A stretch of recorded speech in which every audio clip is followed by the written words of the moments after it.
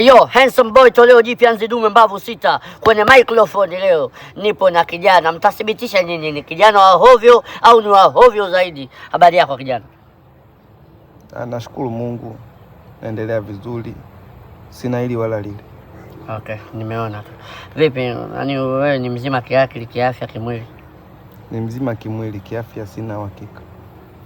Sasa mwili ndio afya jamani. Anyway, wazazi wako hapo? Umetokea Bongo?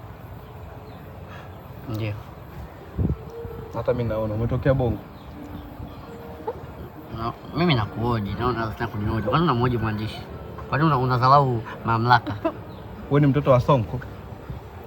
Sonko ni nani? Nikuulize mtoto wake. Jamani, kama mnavyoona nimewaambia toka mwanzo, lakini haina jinsi. Uwe na wakati mwema kijana. Unaitwa nani? Abigail. Na una ndevu. Kama unaanza nikila chukua wewe. Basi jamani, interview yetu imeisha hapo. Tukutane comment section. Niliyosema nimeyasema au ni